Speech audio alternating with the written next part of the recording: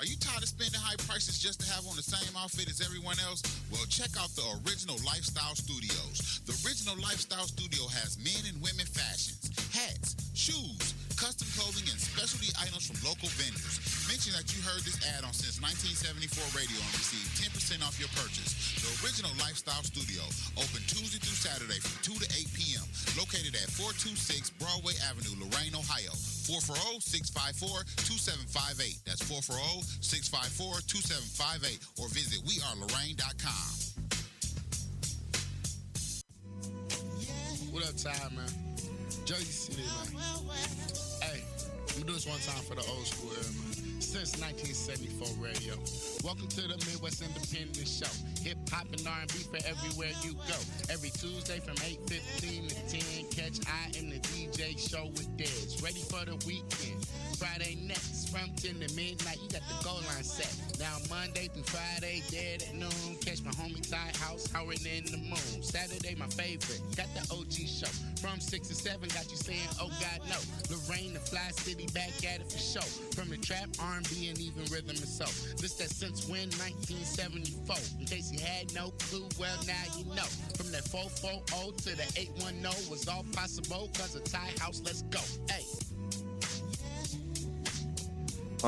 Yeah. From the, what did he say? From the, what did he give out that Flint area code? What's the 810? That's the Flint area code? Yes, sir. From the 810 to the 440, it's all possible because of Ty House. Let's go. Yo. It's motherfucking Black History Month! It is Black History Month. Back on our normally scheduled Tuesday. It's 8:15, February 2nd, 2016. So you know what that means. I am the DJ. This is Since 1974radio.com. Ty House is my producer. What's going on? I'm back. We back. It's been a minute since we've been on a Tuesday regularly. Man, let me get some of that sunshine you brought back with you. Man, it was raining the whole time we was down there, No bro. way. Yeah. It was warm as fuck, though. But what's crazy about 80 that degrees is, and rain. But yeah, it's crazy though because we talked about that earlier. Mm-hmm. We talked about your trip for a good 20, 30 minutes, and you didn't tell me nothing about it raining. You know what I'm saying? So even though it was raining, it didn't ruin you from having Well, it a did good rain. It was raining opportunity. Yeah, man. It was a good look. Went down there to film some MMA down in Fort Lauderdale. Who got their ass kicked? Man, it was a couple 30 seconds or 40 seconds. Nice. A minute. They was all pro fights, so all 3 rounds, 5 minutes. Shouts out to Absolute Fight Championships down in Fort Lauderdale, Florida. Yeah, man, it was a dude. Dude was 51 years old, bro. Like, like cut up like he had just got off Like the surfboard. Kimbo Slice. Man, he got his ass whooped though, but yeah. Any female fights? No, man, you know what? I was talking about that when we was down there. It's been about, I think the last female fight I filmed was Jessica Evil Eye. Oh, really? Yeah, I haven't filmed too many of that. And shit, we beat Kansas City, St. Louis, Pittsburgh, you know, up here. And I haven't really seen any female fights lately. Shout out to Jessica Evil Eye. Yeah, salute to her. Is she undefeated? No, she lost to the chick that's for the fight for the title now. Okay. I can't remember her name, but yeah, she lost to her. Okay. But she was doing pretty good. I Yeah, think that's her only loss. You know, She might. hopefully Yeah, I she think get that's her only loss. another shot. But shout out to Stipe Miocic, too. You dig what I'm saying? You know, it was a championship fight that's supposed to be taking place this Saturday, and one of the contenders bagged out, and Stipe stepped up like, I'll fight, dude. Wow. And they signed the thing, and then dude bagged out. Stipe ranked number 3, UFC heavyweight from Cleveland, Ohio, from the Northeast Ohio area. And shouts out to Junior Dos Santos. I met him down there, took a couple of pictures with him. He asked about the dude, wanted to get some, some apparel from us. That dude is hot. So yeah, and shouts out to Tyrone Woodley. He's the number 3 welterweight UFC fighter. I was about to say, Tyrone Wheatley. That nigga used to Tyrone Woodley. Didn't he go to Michigan? Yeah, that was a Michigan man, Tyrone Wheatley. He stood up there. He the coach, tight end coach. Shout out to Tyrone Wheatley, running back coach for Michigan. Yeah. Okay. And also want to give a shout out to my favorite fighter, Lorraine's own Hispanic Hurricane, Wilkins Santiago. Bow. on the road to redemption. Right on. He got Took something a- coming up soon? Man, it's either in March or April That's in what's up. Cleveland. He's going to fight the dude that beat him. Hey, I see Eso. Eso! My See, favorite what I don't want to call him a fake fighter, but Semi-pro wrestler. scripted fighter. We got. He retained his heavyweight title over the weekend. I think David Tower is training my little brother, man. My little big brother. He about 6'2", 6'3", damn near 300 pounds. He's Whoa. a big boy. So hopefully, man, we might be making our tag team debut at the next one. The next event out here for him is on March 19th. Okay. But I'm gonna be doing a wedding that day, I'm booked too. so That's back to KC for me. I won't be able to be there. So, shout out to Eso. David Tower. That's my homie. We got a couple events, me personally, coming up on the 19th. We're making that return to Mutton Jeff's. Bow. It's gonna be a old school flavor. Shout out to Marcus Cross and. When you say old school, you mean like the double Dutch bus coming down the street, moving. I mean, I think it is my job and any DJ's job to not go into a situation saying, I'm gonna play. It's what it's like, Ty. Is just like football. Right. They go into football and their first 10 to 15 plays are scripted. Right. They say, I'm gonna play these songs.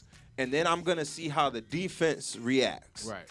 So in this metaphor, I would be the DJ as the offensive coordinator. You know what I'm saying? I'm calling the plays out there, and the crowd is the defense.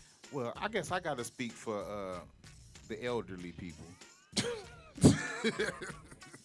I was listening to something today, and you are in Generation X. Yeah, I'm Generation X. You are Generation X. I guess. That goes all the way up to 80. It's like 65 to 80. Then what was after that? Generation Y. That's my generation. Okay. Now that's like 81 and 94. So we in Z now or something? No, they started. Then they said millennials are after Y, and that's 1995 to 2010.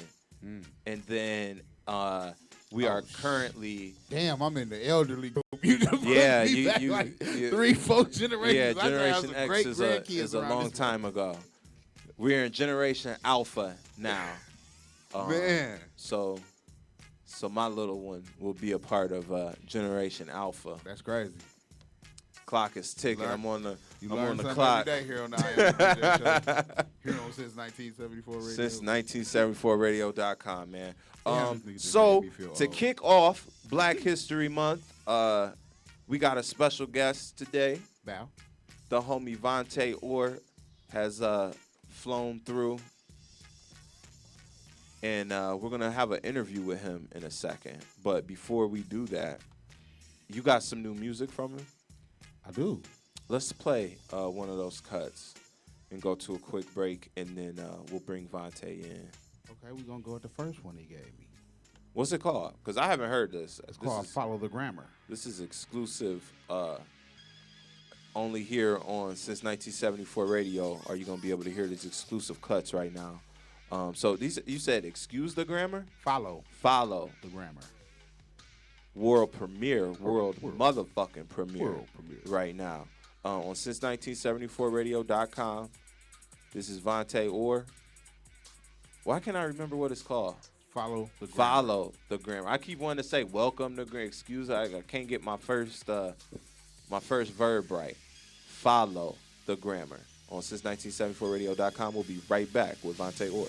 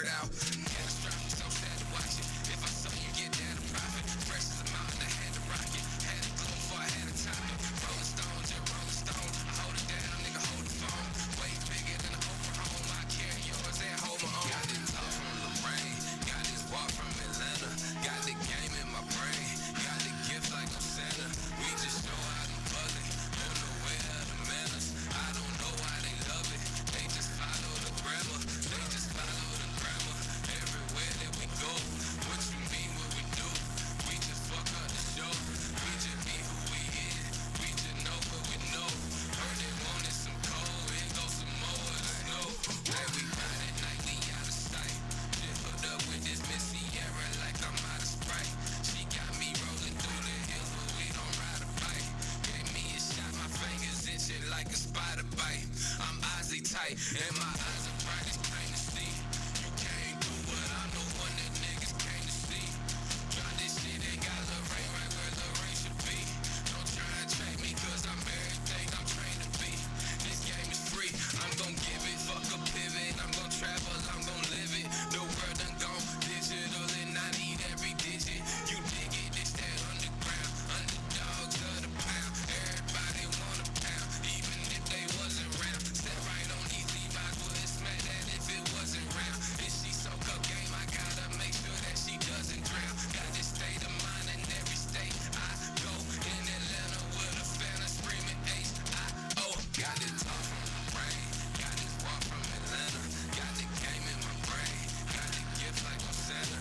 We just know how to buzz it, on the way of the manners. I don't know why they love it, they just follow the grammar. They just follow the grammar, everywhere that we go. What you mean, what we do? We just fuck up the show. We just be who we is, we just know what we know. Heard they wanted some cold, here goes some more of the snow. I told you we are Midwest music since 1974 radio.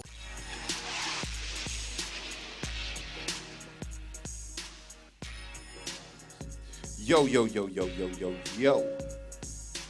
We are back. I'm the DJ Show since 1974radio.com.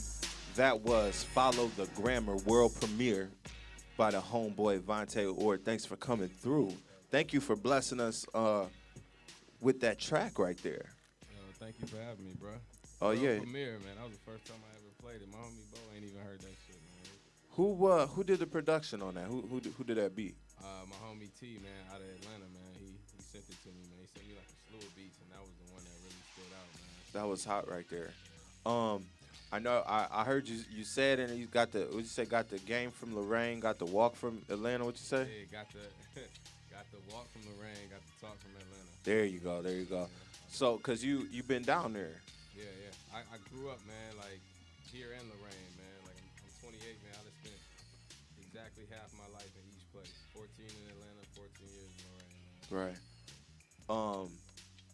What's the like? Do you feel like the music scene is vastly different than what it is up here in Ohio? Oh yeah, way different. What are the biggest differences that you've noticed? Just the sound. You know what I mean? Like I think Atlanta has established its own sound. I don't think I love Ohio music, man. I love artists, local artists that come out of Ohio. I don't think Ohio has a distinct sound though. You know what I mean? Like you can hear somebody from Atlanta that you never heard before, and I bet they from Atlanta. Right. You know what I mean? You hear somebody from Atlanta like Kid Cudi don't sound nothing like MGK. MGK Yeah. don't sound nothing like Chip the Ripper, like and so on and so on. So it's Atlanta's kind of got a certain sound that everybody kind of rides that wave of. Ohio might be a little bit different. I think Ohio kind of pulls from every region. Right. And then combines it and makes it. I get what you're saying. I think that strangely enough, I think like Lorraine. Not to say everybody in Lorraine sounds the same, but there's a certain type of like music that like I think is distinctive to Lorraine. Like just that it's like hood. And honestly, to me, part like the quality of it, or some people might say like lack thereof, is a part of the sound to me. You know what I mean? And then you just have, cats. It's not really like meant to be radio friendly, not trying to be catchy, just spitting bars. Sometimes the bars don't really rhyme. One of my contemporaries, but was also an influence on me musically, was Mike Cook. You hip to Mike Cook? Nah, I can't say him. No. Yeah, man. He with HNIC. He made a lot of beats. He made a lot of beats that like Mystery dropped on, Kiko the Classic, Killer B, Arabs. And it's like a certain level to that. But I get what you're saying, because like when hip hop was in its early days, you had your West Coast and you had your East Coast, and then it seemed like in the late '90s, the South just kind of took over everything and hasn't really let go Boom, man. since, Yeah, you know. yeah. And it seems like everything that comes after that is, you know, you can trace it some way back down to that. But interestingly enough, we've had conversations on here before, and we had Busy Bone's son on the show this summer. Yeah, shout out to Lil Busy and Young Cleve, STIG. So throwed in the game, but they're like reviving Bone, their own version of it, with like, you know, that next generation. So it's like Busy Son, his nephew, but you know they kind of like started a lot of the sing songiness. The harmony. Yeah, the of harmony. of rap that is like a huge staple Bone in don't hip get hop enough music credit for right that, now. Man. I don't think Bone was some of the first rappers that really incorporated like real melody and harmony in verses. You know what I mean? I don't think they get enough credit for that. Like a lot of, if you hear people rap today in auto tune, and like they'll rap the verse in auto tune, and it'll be a melodic verse, not just the hook that's melodic. And that's really, man, I can't find nobody who was really doing that before Bone was. You know what I mean? Yeah, no, I don't think so. And it's, you know, and I got an appreciation for all different types of music, and I don't like to put people's music in different boxes. You know what I'm saying? But also, you know, as an artist and you trying to get your music out there to people, you kind of have to like market yourself a certain way. So how have you gone about, you know, marketing yourself, trying to appeal to certain demographics, or do you just do you? It's gotta be, to me, it's gotta be a combination of both. You know what I mean? You gotta have that willingness to just do what feels right to you, but also you can't be afraid to compromise or afraid to experiment with a new sound or try something new or do a song with somebody who that probably doesn't make the same type of music you make. But it's good to step in that lane and really test your boundaries to see exactly how far you can push yourself. I think somebody who's great at that, you know what I mean, is Kanye, man. I think Kanye does that better than anybody who's ever done music. You know what I Yes. mean, as far as like pushing boundaries and constantly trying to reinvent and, you know, push yourself. And I think that's needed. But also you can't really switch your whole style. To me, like, you know, don't just go with what's hot right now. Like, you can incorporate some of that, but just ultimately you should really do you. So I think it's a big combination of both. You always need both. No doubt. Like, that's what it's about for me. Balance. So what all are you working on currently? What projects you got cooking up for us? I got the Rough Diamond.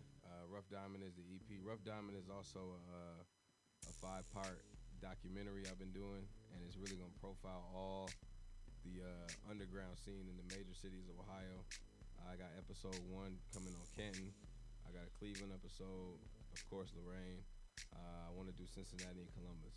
So it's gonna be kind of like a mini series. Similar, like, yeah, like So- a documentary broken down into 5 different parts. Got you.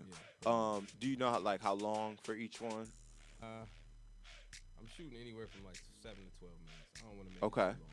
Okay. Because when you combine them, it's going to end up being around 45. 50. But you know, I mean, there are some people out there that might not have no knowledge of what it takes to put together any type of video project or nothing. But you know, but to put together a 7 to 12 minute piece like what you're gonna have hours Yeah. on hours of footage. You know what I'm saying? Weeks on weeks on weeks on. Right. Like, I've been shooting it, man. I came back from Atlanta in October, and that's when I really started shooting it. So I've been shooting it. I dropped the trailer just to give people like an insight of what's coming. Right. But I'm still currently like shooting. So Right. It's a long process. So you said the first episode is gonna be Canton, Canton, Ohio. Yeah. And- Fame City. and when are you hoping to have that one out? Later this month. For sure. And what's the like the method of delivery for these? Where's it gonna be like profile? Yeah, like how you gonna get it to the people? Like, is it something that you're just giving away for free on Yeah, YouTube or? straight to the internet, man. Just Okay. Straight to the internet. Any major social site, you know, you'll definitely be able to find. Be able to find it and share it like that. For sure. Um, The EP it's got the same name. It really started off like Rough Diamond. I had a project. I talked to you about it the last Mhm. time I was here. The Struggle Never Felt So Good. That was the original one. I I ended up going to Atlanta, and I got into a car accident, man. Like a lot of people don't know, and I just ended up in that process writing like a whole new EP when I was like kind of You was Still to the immobile house. for a little bit. yeah, you know what I mean. And I just wrote like a whole new EP, and that's what became Rough Diamond, man. And shout out to my homie Fleetwood Fred, man, because I originally was just gonna do the Rough Diamond. It started off as gonna be a documentary profiling just the process of making that. And then I'm like, you know what, man, I really want to do something for the city. I want to do something for Lorraine, man. I want to give light to a couple of other underground artists that I think are dope in the city. And I had a conversation with my homie Fleetwood, and he was like, man, I think you're bigger than just one city, though. You should do it on the whole state. Mm-hmm. And that's when the idea came to really to tackle all major cities of Ohio, man. So that's And one more time, you said Canton, Cleveland, Lorraine, Cincinnati, and Columbus. Cincinnati. I'm gonna and incorporate Columbus. smaller cities in the bigger city episodes. Like I want to get some with Toledo, Akron, Youngstown, places like that. But those will probably be incorporated in like the cities that are closest to them, like Youngstown, will probably be a part of the Cleveland episode. No doubt. Any other video projects in your head? I got a lot. I really wanna do.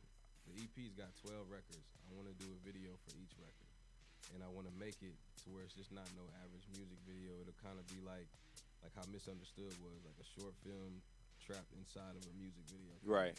And I've already written like several concepts for them. The next record that I got for y'all, to Paint the Town, I really got an ill concept for that. I think as far as the cash is concerned, and especially for independent artists and guys who are in the streets with their CDs, handing them out, I think the videos are gonna be a very important part of the package moving forward. You know what I mean? On a level of making money, because I see a lot of people out and they're making videos left and right. You know what I'm saying? Shout out to everybody from you to Fax to Said Lynch, my homie Lil Joseph Terry, Honest, he out there doing videos. It's a lot of people that are doing these videos. And I say to myself, it's like, yeah, this is a great marketing tool, this is a great promotion tool, but let's make some money off of this. You know what I'm saying? Like, how can we make some money off of this? And I think that if you walk up to me, and you offering me a CD full of music, and then the disc has videos for all the songs, man, that's worth $10. Definitely Easy, up and down all day. You know what I'm saying? Like, I'm gonna keep you entertained for at least an hour watching the videos. And then if you like the songs, you got the CD to bump afterwards. So like, how do you go about trying to make all of these entertainment hustles the most lucrative for you? You gotta know the business. I think that's where a lot of people maybe fall short. They don't know the business. They don't know, just making the material is really half the battle. Right. Marketing yourself and making money off of it is really the hardest part of being in the industry that we in. I just go about it by just studying the game and learning how people did it before me, and just packaging that into my own way of thinking and how I want to do it. Like with the documentary, man, depending on how big the response gets, because I know when I put it out, I'm expecting people to be like, oh man, that was dope, but he should have had such and such in it. Yeah. Or I should have been in it, or you know what I mean? Oh yeah. It's gonna be a lot Especially of for the Lorraine one. that, which is cool. You know what I'm saying? Because when I put it out and it gets the type of response that I envision it getting, then I'm gonna just repackage it. I'm gonna add extra scenes, add extra episodes, and then that's when I'm gonna repackage the whole thing instead of breaking it down into parts. The whole thing will be on one CD, and you can actually purchase that. Right. You know what I mean? And that'll be my way of kind of flipping that, as well as with the music too, man. So music, ultimately, even if you give away free music, man, that could eventually lead to paid shows. Yes. So you always want to make sure that you got, an understanding of what your material is worth for real. So. Yeah. Have you ever heard a beat that you was writing on, or just went to, what, I'm about to make me a Silento type song today. I'm about to try like a Silento, like like a whip, nay nay, or hit the Quan or something, or Soldier Boy or something, just been like, fuck it, you know what I'm saying? Like, I see what these niggas is doing. Nah, Bo be on that shit. Though. Nah. I mean, that just. I think, man, one of the most important parts of being a great artist is knowing your lane.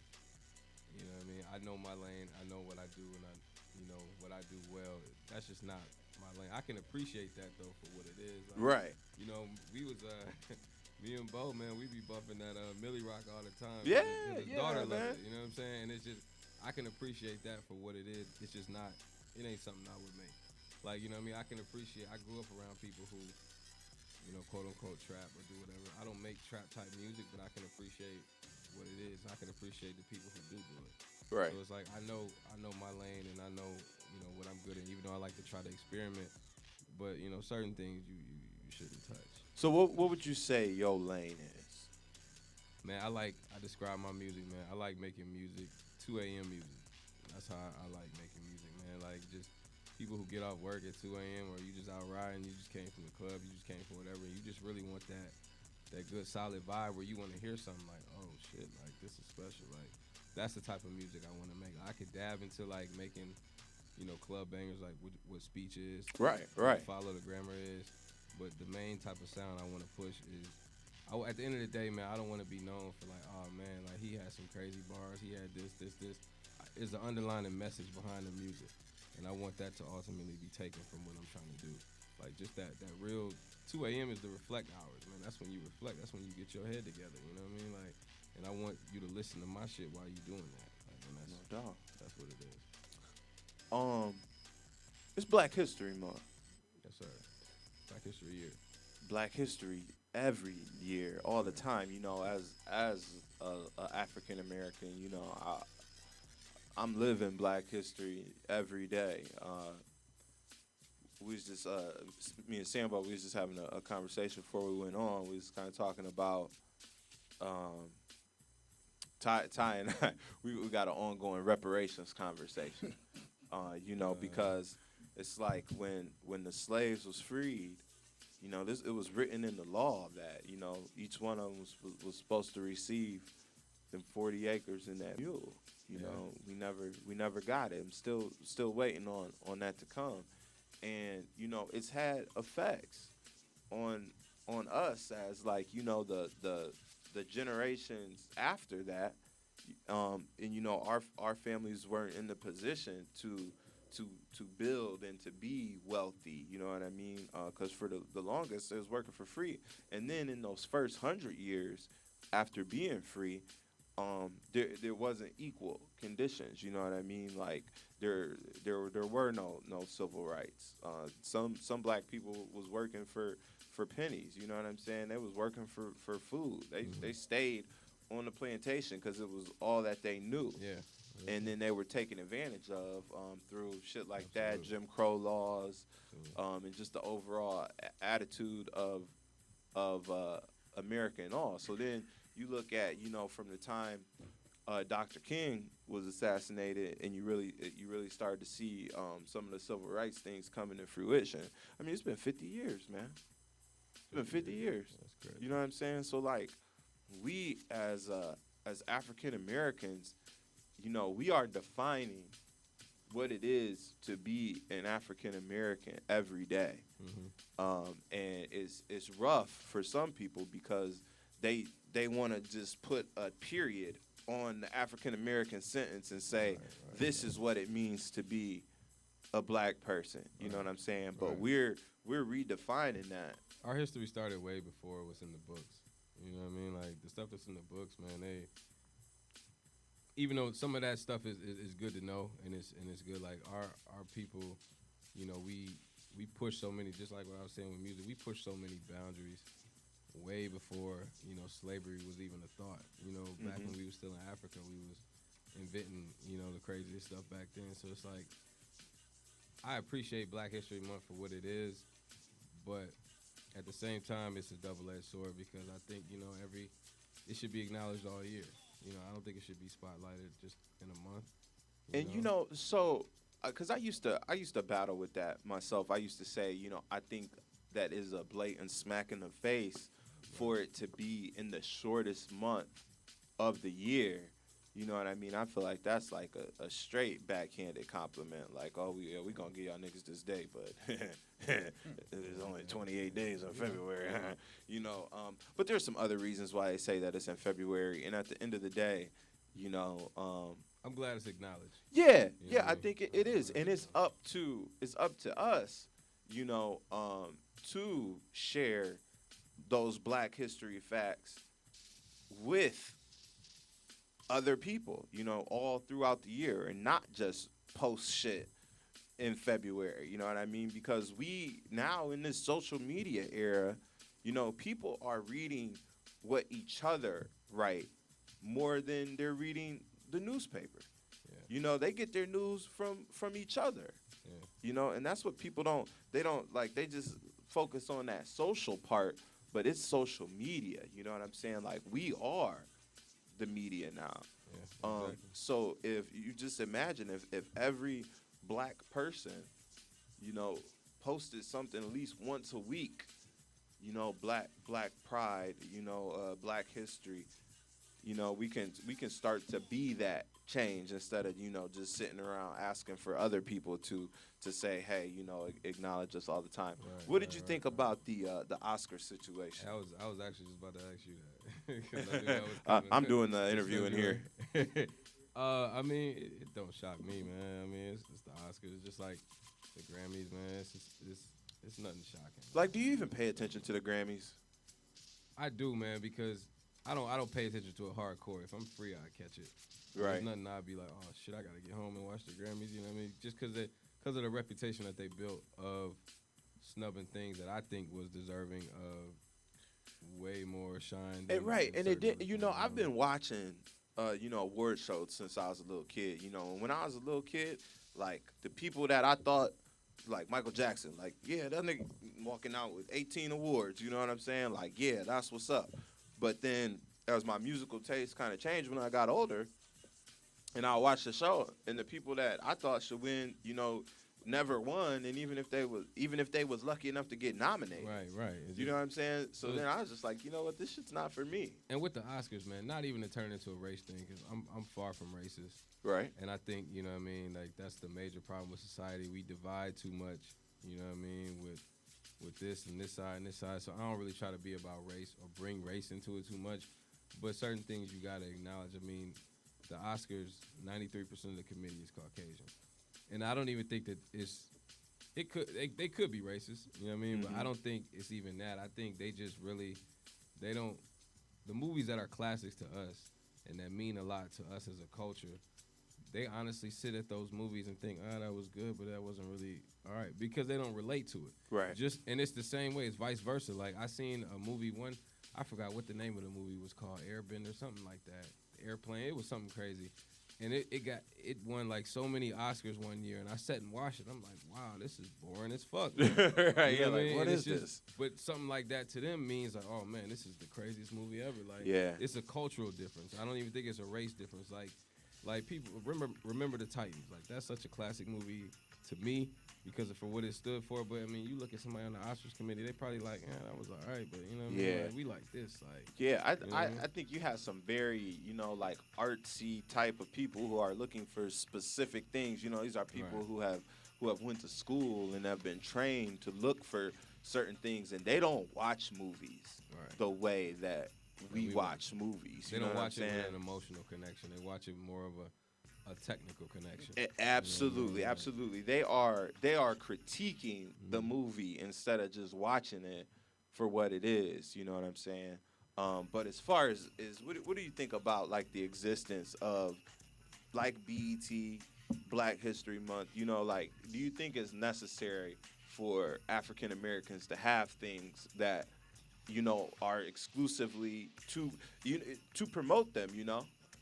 That's it. I think it is necessary. No, I think it's good that we have it though, because it's just like if we don't acknowledge ourselves, like clearly, you know, the Oscars is a main point. Like we really not gonna get acknowledged. The movies that are cultural, iconic movies to us, or things that are iconic to us, they really won't get acknowledged in that light. You know, we got to create our own light.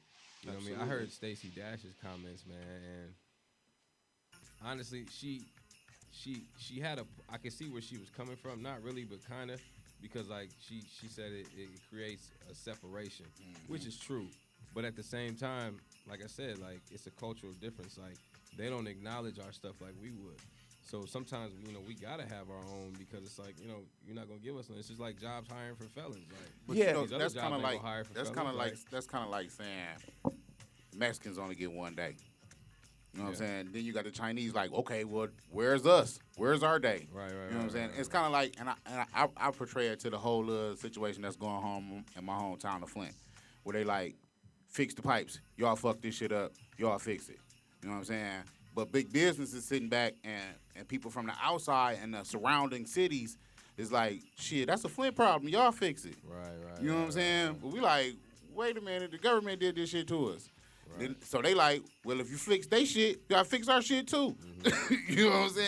Real shit. So everybody gonna end up wanting their own thing, and actuality, like you said, every day is White History Month. Right. You know what I'm saying? Every It's day. like, if we don't acknowledge ourselves, like Yeah, they've shown us that, they won't acknowledge it as much as we will. So it's Right. like that's why I say I think it's good that we have it because like the Image Awards, NAACP Awards, because it took them how long to give.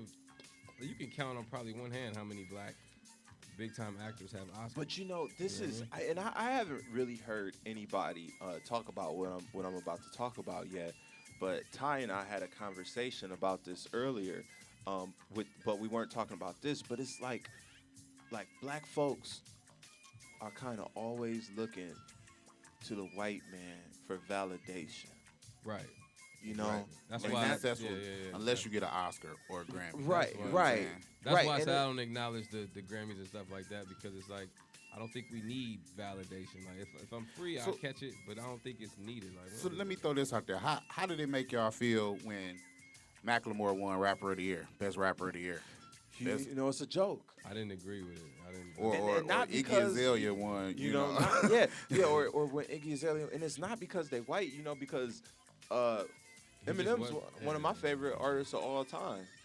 You know what I'm saying? Like for years, you couldn't have the argument with me that he wasn't the top rapper. You know, he had the championship belt for a few years. You Right. know what I'm saying? He was spitting hotter than. And Good Kid, Mad City, the album that didn't win. That album is so fucking important It to is. our generation. I don't even think people realize the gems that's in that album. And it's like, I don't understand how anything could beat it. If Jay-Z, Jay-Z's my favorite rapper, man. If he would have had an album up against that, I don't think he should have won it. Right. I think clearly Good Kid, Mad City was. I think they named a college course off of that album. Like somewhere they created a college course based off of that album. So it's like, how does that really lose to anything? Right. And it's just I don't understand. it's crazy, man, because it's a self-defeating state of mind to have. It's like we recognize that this group of people doesn't fuck with us for real, but we're gonna cry about it and make a stink and say, hey, you people that don't fuck with us, you're gonna recognize us. Hey, Right, speaking right, of that, I seen some Chinese people at a Chinese restaurant the other day eating. Oh, you did? Whoa! That's a first. Yeah, that shit messed me where? up. Like, hell no. I had we talked about this in sometime last year, and I put it like this. It's like with man. hip hop, you always hear people saying, like this isn't real hip hop. What you're hearing now, this is watered down. I hate This is that this, phrase, by the way. This is I hate that. shit. What real hip hop? Yeah. Well, what I say is like whenever you have a culture, you know what I mean. Whatever it is, you're gonna have your original level of those customs and those traditions, and some people like Chinese people, they've got thousands of years of being Chinese. You know what I'm saying? Like I said again, yes, like there's African history, but African American history, what we are, is something different. Because there was a huge shift when they brought us over here in them boats. You know what I'm saying? Like, we lost everything. like my aunt, she's a historian and she digs into the records and everything. And I'm pretty sure that as far as she knows, like she can't track our history back to Africa. You know what I mean? She don't, and it's not like Africa is just like the West Side, and it's just one type of person. Like no, Africa is a continent with countries. And within those countries, there's different tribes. So it's not just like we're like we're all Africans. You know what I'm saying? Like we're African Americans, and our culture is changing and it's evolving, but we can't like complain when other people from the outside are enjoying these watered down versions of of the base of it. You know what I'm saying? We need to just celebrate what we do, and if somebody else is enjoying what you consider to be, let them enjoy it. That's what when people make like the gripe about. I remember when Iggy was popping. Was that last year, 2 years ago? And people seem like 5.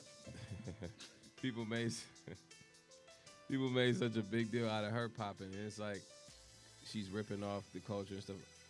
I look at it like this, man. Like you got some white rappers who have profited off of it or whatever, but you can count on one hand how many white rappers have really taken this to a real successful level. Right. And you can't even begin to count how many lives hip hop has changed for like young inner city African American youth. Like some of these kids have came from nothing to $1 million mansions, not able to take care of their moms and their family. Like it's like that scale isn't even. So like when a white rapper does come along, like Macklemore or something, and they winning, like I don't really look at it as a bad thing because it's like, he's one of how many? You know what I mean? It's him, Eminem, Vanilla Ice, Iggy, Azalea, and it just kind of it is what it is, and you let the music speak for itself, and you could music just is for those everybody, awards, man. Like hip hop for everybody, man. It shouldn't be just constricted to a black thing. Man, I saw some shit today, y'all. Did y'all see this meme yet? This year, first ever All-Star game with no white dudes in the NBA. Get out of here. First ever. It ain't no white dudes on there? Not a one. Well, who really white? That's Nobody. Not a making one. noise. Except for my Dirk man. got snubbed, I mean, He was the only one. He got snubbed. I mean, but Dirk. I don't the know, dude out man. in Utah. Be I mean, you balling. got a Hayward. lot of between KD, Draymond Green. Yeah, it's a lot of Kawhi ballers out Leonard, there. it's a lot of front court going on in the West, and Dirk, he probably averaging like 18 and 5 right now.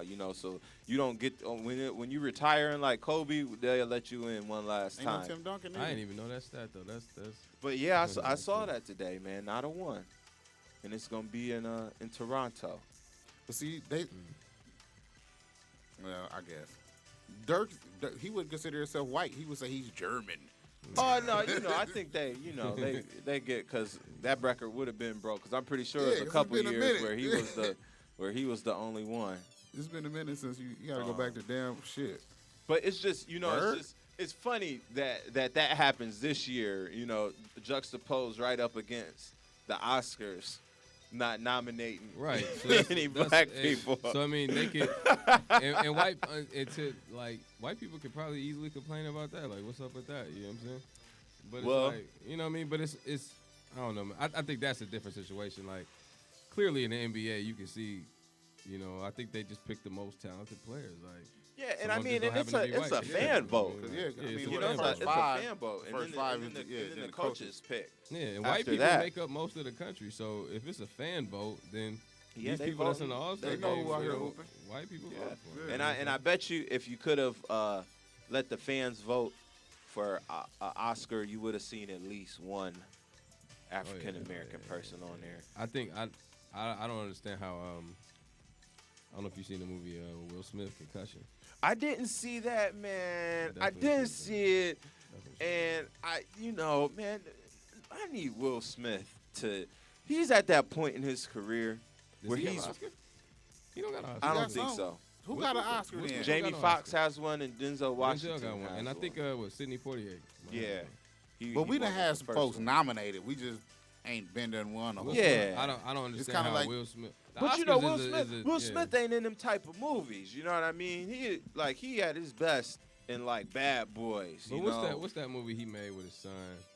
Pursuit of Happiness. Pursuit of Happiness. That should have cleaned yeah. up at the Oscars. But that's one of those movies where I mean, like movies like that, it's a cultural difference because they don't connect to those movies like we do. Because a lot of them on that committee, they never had to go through situations like that where you poor and you got your kid living out of bathroom with you, Right.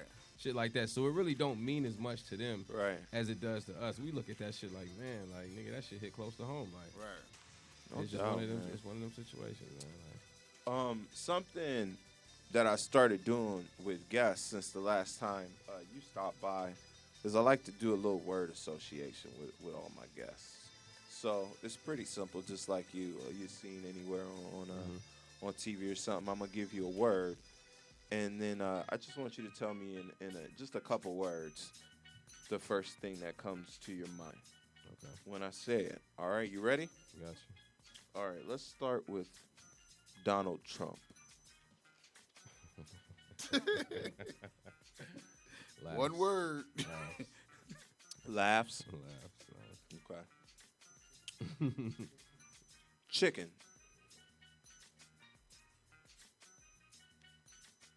Free.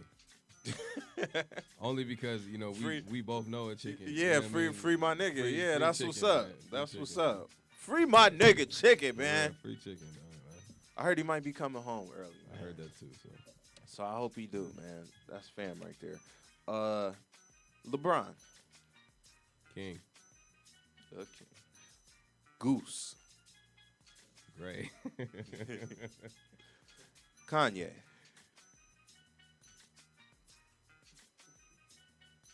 genius, Dog. pitbull, Slavery. bullshit, Thought. Ooh, almost said a name. Ooh, almost said a name. He almost said the name. Oh man, thought Her. Lorraine, man. I don't know. I You guess. said Lorraine. I don't know. I almost said a name, even though it's not just Lorraine, but that's the first word. Kids. House. I was gonna say house party. Is that one word? House. No, that'll work. House. House party. R&B. Weekend. Women. Crazy. Money. Material. Ohio.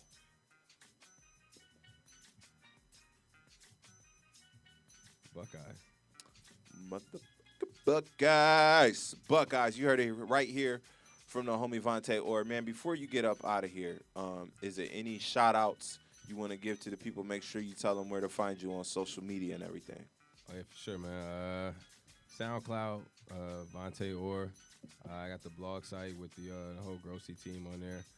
It's a grossything.tumblr.com. Instagram /OrVega. YouTube /OrVega. I'm on Facebook as Vante Orr. Shout out to everybody, man. Shout out to Bo. My new Bo in here, super producer. T Flows, Sax Fifth. I am the DJ, B Fuke, J Rev. Everybody, man. My homie in Atlanta, Fleetwood, Fred, man. Everybody. No doubt, man. Well, make sure you keep us abreast of all the situations that you got going on, Sure. and when you shoot that footage for the Lorraine version of Rough Diamond, make sure you come through. Oh, yeah, And definitely. because Y'all we definitely got gonna be in it without question, man. Without question. we got a lot going over here, and we will let you know next time we have a since 1974 radio event. We got some things cooking up. Mm-hmm. Gonna have some performers. We're gonna need some people to bless the stage. So we will definitely be in touch, my brother. For sure, man. Thanks for having me, man. No Thanks doubt. for having me. Happy Black History Month, man. sure, man, We for got sure. another exclusive cut from Vante to send them out with, Ty. Before I go, man, shout out to all the people in Flint, man. That's my homie Ty. hometown, everything, man. Everybody up there in Flint, man. Keep your head up, man. And much love to everybody who's in power and is out there trying to do something, man. From the Russell Simmons to everybody, man. To Big Sean, everybody who I've seen like donating something, trying to do something for that city. That's a major crisis, man. I don't think it's getting enough attention that it should. So shout out to everybody up there, man, for real. Salute. No doubt. You gotta paint the town. You go to that. Paint the town, man. Off the Rough Diamond EP, man. Rough Diamond, RUHF, Real Underdogs Have Fights. Let's go. We'll be right back.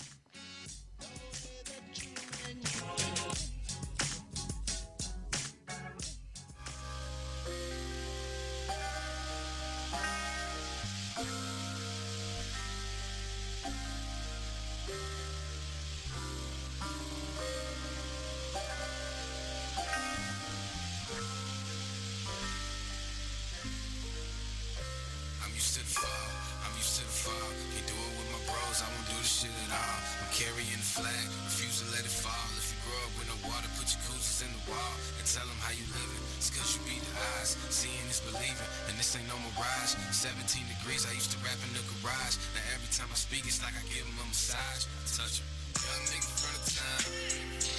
Watch a nigga paint it out. All this money on my mind, we just tryna make it out. Sticking in the tall glass. Heard they gotta show a few. I slow while living fast. Feeling like I won't lose. Feeling like I won't lose. Feeling like I can't lose. Turn the motherfucking TVs out. Told you boy that ain't news. Screw face all around. We the ones that they choose. I slow while living fast. Feeling like I can't lose. 24 right out the gate. I'm just trying to set the pace. We ain't gotta make them lies. You can see it in my face. Looking like she tastes good. Almost made me say my grace. We the ones they banking on. Why you think they giving chase? To a young nigga from the town. Watch a nigga paint it out. All this money on my mind. We just tryna make it out. Stick it in the tall glass. Heard they gotta show a few. Got slow while living fast. Feeling like I won't lose. Feeling like I won't lose. Feeling like I can't lose. Turn the motherfucking TVs off. Told you boy that ain't news. Screw face all around. We the ones that they choose. Got slow while living fast. Feeling like I can't lose. I got moolah on my mind, moolah on my mind. But they ain't all that's there, the rest is hard to find. And shit ain't moving forward if you pressing on rewind. And when they think they know you, keep them guessing one more time. I got moolah on my mind, moolah on my mind. But they ain't all that's there, the rest is hard to find. And shit ain't moving forward if you pressing on rewind. And when they think they know you, keep them guessing one more time. I swear I'm just a young nigga from the town. Watch a nigga paint it out. All this money on my mind. We just tryna make it out. Stick it in the tall glass. Heard they gotta show a few. Got slow while living fast. Feeling like I won't lose. Feeling like I won't lose. Feeling like I can't lose. Turn the motherfucking TVs off. Told you boy that ain't news. Screw face all around. We the ones that they choose. Got slow while living fast. Feeling like I can't lose. Feeling like I won't lose. Got me feeling like I won't lose. Feeling like I won't. Got me feeling like I won't lose. Got me feeling like I won't lose. Got me feeling like I won't. Got me feeling like I won't lose. Got me feeling like I won't lose. Got me feeling like I won't. Got me feeling like I won't lose. Got me feeling like I won't lose. Got me feeling like I won't lose. Be careful what you hear, 'cause shit ain't what it seem. Ironic, I don't sleep, but I'm living out a dream. And I love my fucking team. We do it like the Spurs, bring the ring to my side. Like Frank Lucas with the furs, they relate like we related. Whole city faded, someone lost their way, so my compass gotta stay. Took a long time, got the drama out the way. In the world where money talks, what them comments got to say. That shit lead speeches, we ignore the teachers. Instead we study games, trying to get up out the bleachers. The hood that made us crazy. It turned us to some creatures, and you know the party haters that they motherfucking need us. We only fucking divas, then we do like Revis. Know the ones I lost, be so proud if they seen us. They following the crew, they trying to move the screeners. Keeping this OG, that's why they calling me a genius. I'm a nigga from the town. Watch a nigga paint it out. All this money on my mind. We just tryna make it out.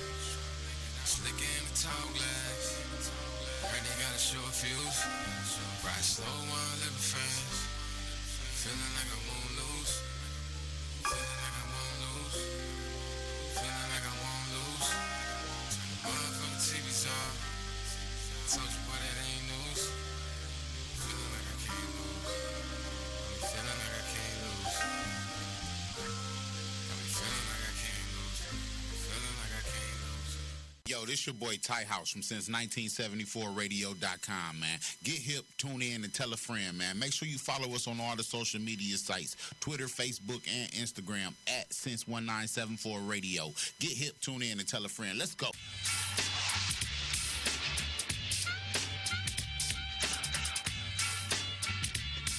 Yo, yo, yo, yo, yo, yo, yeah, check it. You thought I was gon' spit, but I'm not. I'ma just talk on the beat, cause I am the DJ, a real MC. Please believe me, we just have VANTE in here. Shout out to Vante motherfucking Orr. Coming through, blessing us. What was the name of that last track? Paint the town. Paint the Town. Can you turn my beat down a little bit, please? Want the beat down? Yeah, just a little bit. Just a little bit. There we go.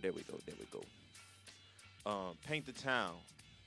I like that one. That had a nice vibe to it, man. I've been waiting my whole career to. I still have 0 auto-tune tracks under my belt.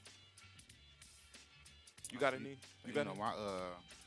I'm gonna say we all kind of got some kind of auto tune because everybody play with their voice, whether they synchronizing or whatever.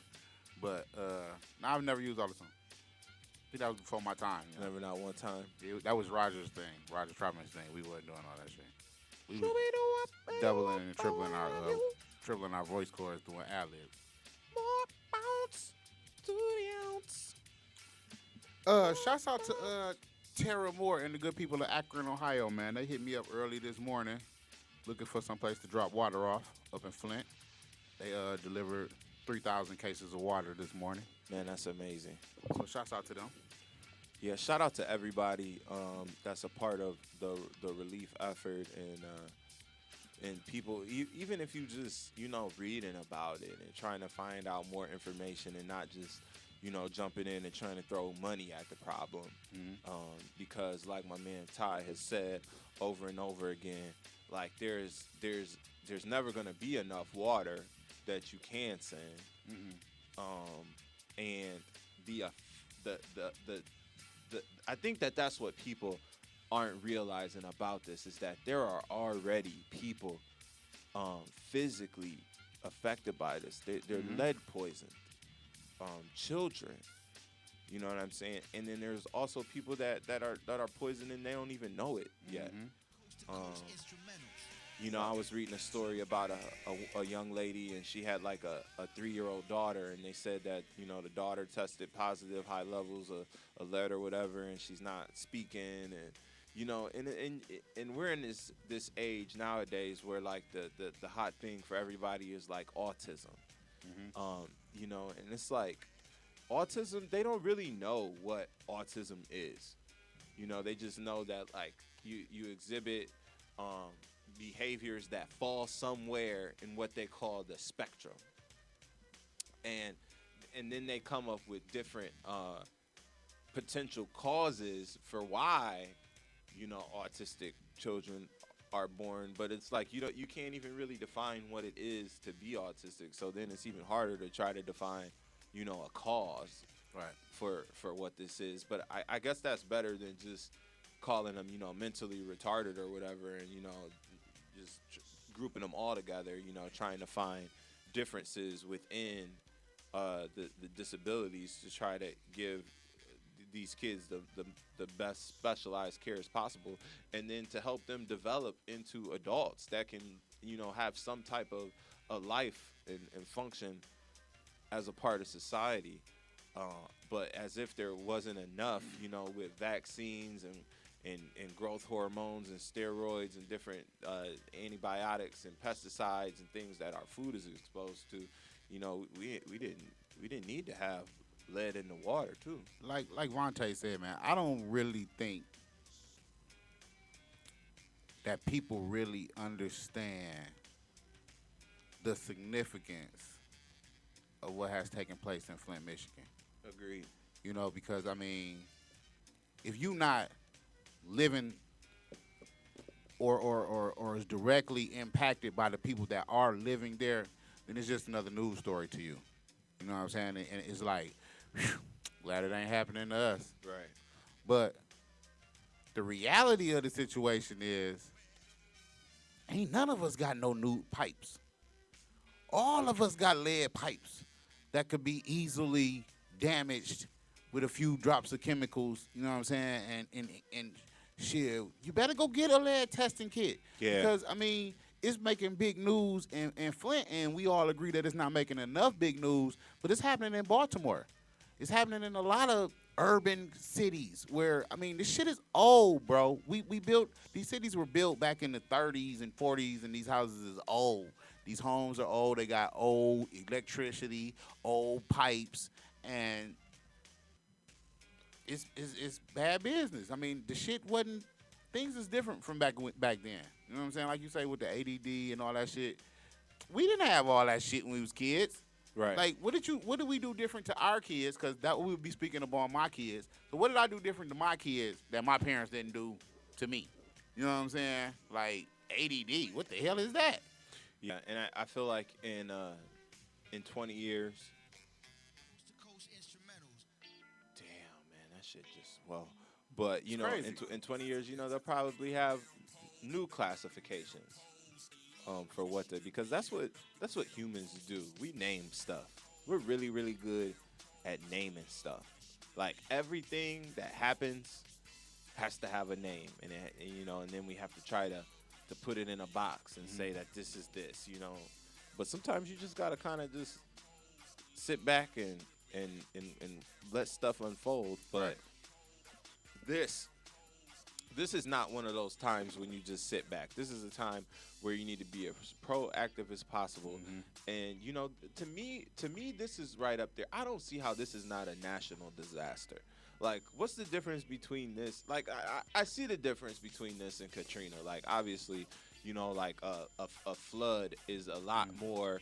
Like those people are physically displaced from their homes. It wasn't just like, you don't have any clean water. Like, you don't have a house no more. Right. You know what I mean? Like, so, that's a bad situation too. But I think that this is up there because we as human beings are 75% water. Water. Like, that's what we are. We are our water. That's something that's supposed to be so basic. You know what Yeah. I'm saying? It falls from the heavens above. Yeah. You know what I'm saying? Is that something that people have talked about doing there? Is like using rainwater? Like, is it safe to use rainwater? All water has to be treated for us to be able to drink it. All water. You know what I'm saying? Now, the earth is so polluted. I mean, because, the water don't do nothing but evaporate and go back up to the sky and fall back down. So the earth is so polluted. Us as human beings done been so cruel to the earth that, no, you just can't drink water falling out the sky. You know what I'm saying? It has to be treated. I know if it was summertime, I'd get out there and I'll wash my ass in it though. If I was in Flint, you please believe. I mean, that's why I said they still jumping their ass in the shower if they had to. You know what I'm saying? Yeah. Like, shit. I mean, hey, this bottle of water. Man, do you know it take 50 gallons of water for the average person every day, and that's not even including flushing the toilet. So basically, when you saying 100,000 bottles of water to Flint, I'll tell you what. you gave everybody one bottle of water. If that's the number, I think we as humans kind of gotta relook at that. You know what I'm saying? And when you say cooking, cleaning, brushing your teeth, washing your clothes. You saying 50 gallons of ever- water. You ever seen Extreme Cheapskates? Oh, Lord. Yeah, I have. That shit is crazy. There was an episode Talking of about the black chick? yes, this girl, she had one light bulb in her house at all times. Man, I want to read this It's only post to you. one light bulb in the house. And because this is how everybody thinking the folks of Flint want them to feel sorry for them. And we do. We appreciate everybody, like, helping us out, sending water. Because they need it. Because we need it. For sure. I just want to read this and see what you think. I'm so sick of these cases of water. Shit is starting to drive me crazy. Bitch, start fixing the fucking water pipes. This case of water shit is a goddamn slap in the face, trying to shut us up from demanding our human rights and obligation to have proper drinking water. They are shutting down the grocery stores, schools, and poisoning our water with lead that causes so much damage to our babies and our families' futures. Stop donating these fucking cases of water that has lead in them and start donating the finances to Flint, Michigan needs to rectify the fucking problem with our water. Fuck you, Governor Rick Snyder. You deserve to be fucking shot in the head for your terrorist act of genocide. You deserve a prison cell, bitch. This is an act of war. They have military combat training and National Guards here waiting for us to start bearing arms. Can y'all see what they trying to do to us? You remember last summer we talked about them having army exercises in Flint, where motherfuckers was hearing explosions and shit throughout this. Yeah. Shit? These motherfuckers done posted up again, bro. In the city, like, Well, like we was talking about earlier with trucks getting mobbed, motherfuckers need that water. And then I mean, like, cause if you go to one of their drop offs, they only allowing you to get one case of water a day. And if you got 5 people living in your house, that's not enough water. And I just can't even. I'm trying to picture in my head, how you. So let's just say you get a milk jug, those gallon milk jugs full of water, and you're not talking about bottled waters. Right. Even if you're dealing with something like that, like how do you wash yourself? How do you with do that? it? You know what I mean? Like, how do you go about that? Do you?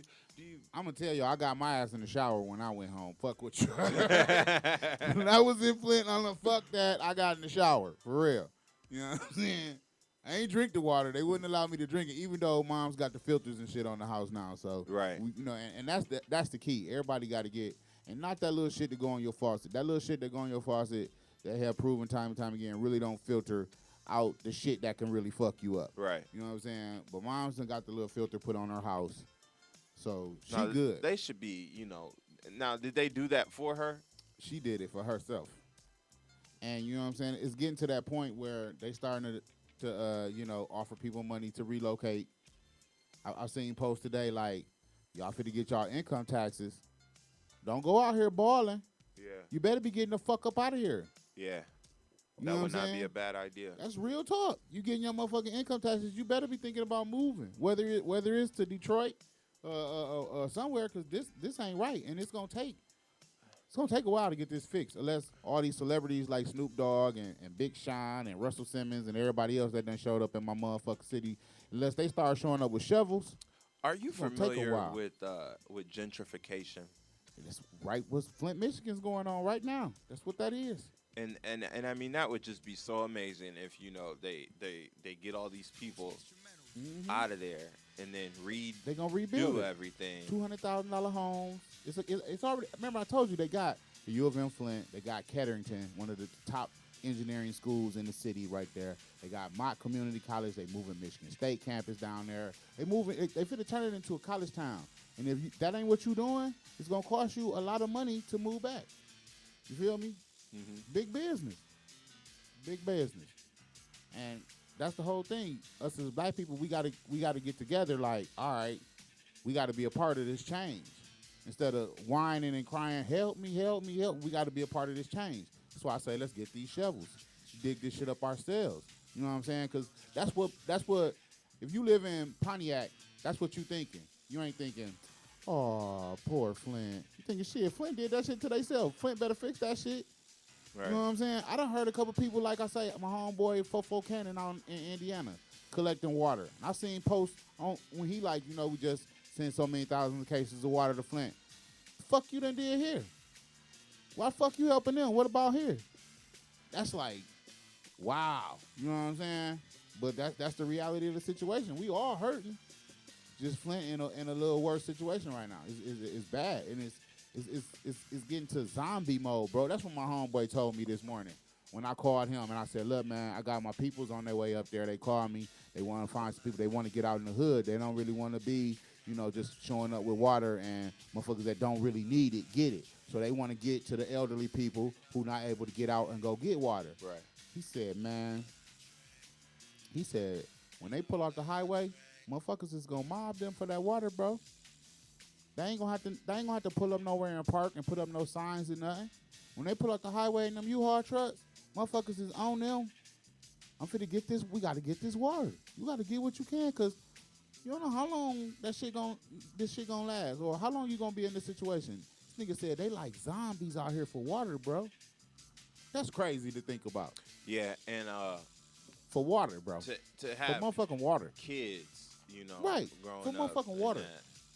What are the kids? Are the kids drinking out of the water fountain at school? They everybody got bottled water. The schools, Walmart has said that they will cover all Flint schools for the next 12 months with water. Nice, So, you know what I'm saying? nice. But we talking 15 years. right. You know what I'm saying? Like, I read an article the other day. The city of Lansing started replacing their pipes. 650 water pipes they had to replace.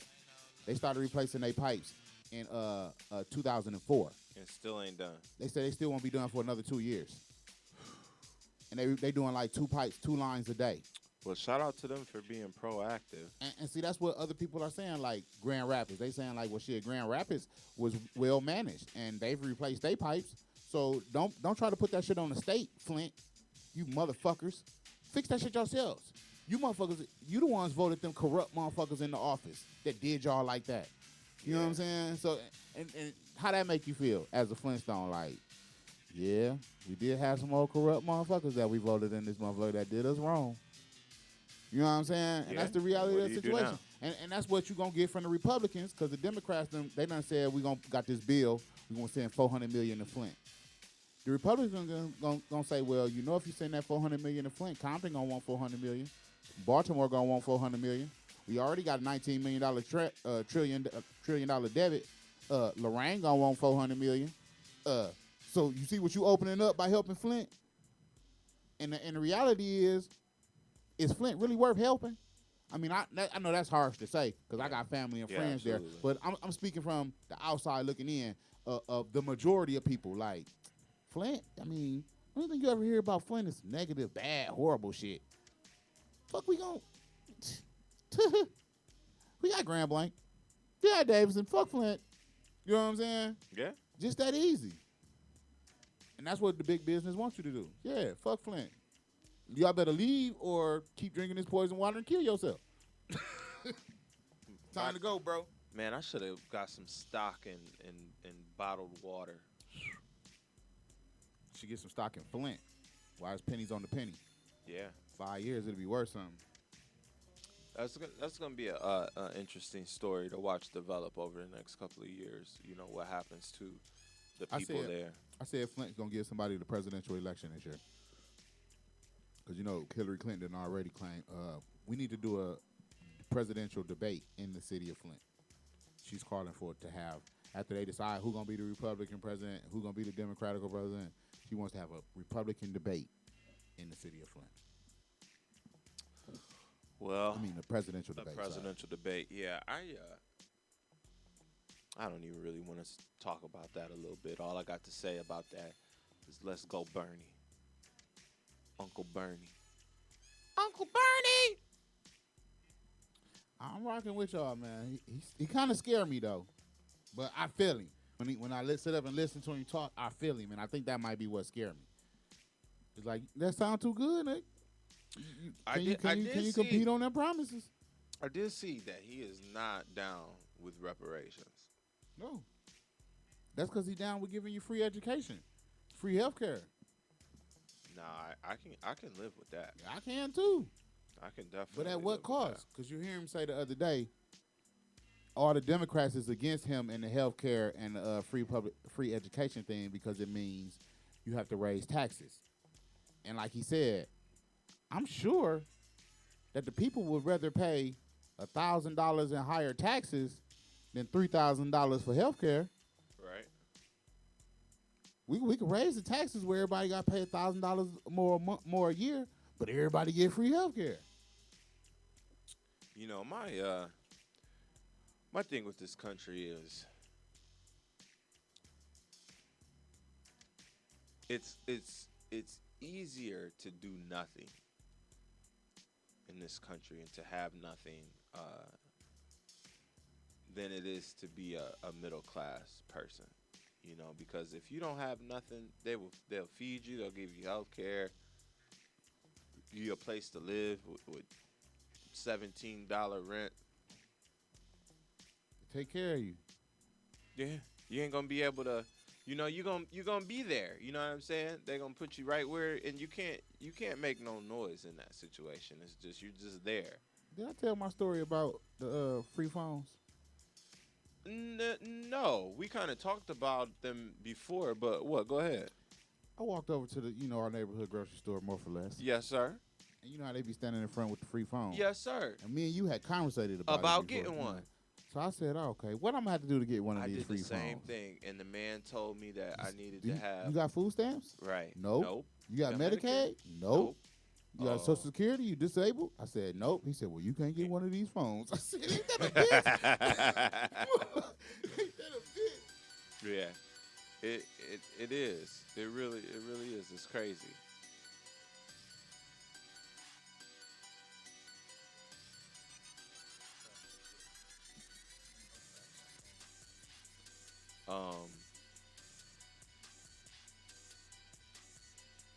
Crazy.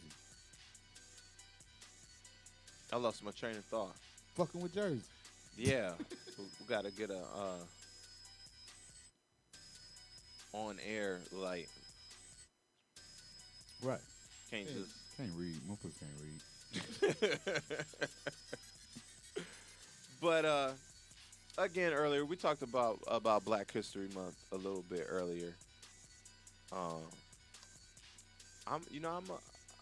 I'm a fan of it, but like I was saying to Vante, like he was saying, you know, it's up to us as Black people to embrace Black history every day, and not just during February, but during June, July, October, December. Something else happened, and I kind of wanted to have a little conversation with it over the weekend.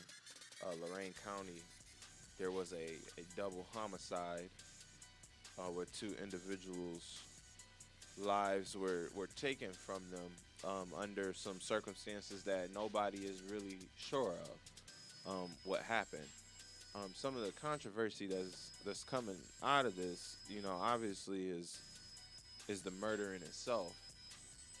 But the conversation has come up, as it often does, around these parts when there's some type of tragedy and the story is written up in the newspaper, and the focus of the reporter seems to be like more focused on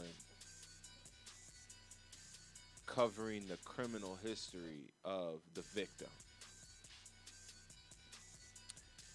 And you know, a part of me says, okay, you know,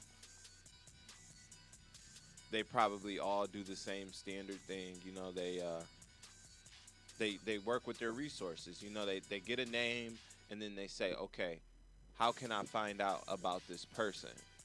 And you know, the first thing that they probably always do is go to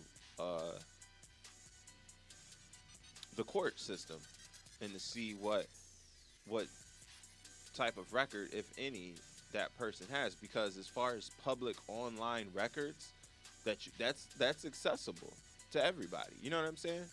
Like if I wanted to find out about Ty right now, if I wanted to do a background check on Ty House right now, I could go to Courthouse Records, and like those things are public record online that will come up. So I understand that part of it. But then the other part of it to me is, okay, these are not ninth graders. These are professional journalists, people who get paid to write and to narrate stories. And I think these people know what they're doing, and they are sullying the reputation of dead people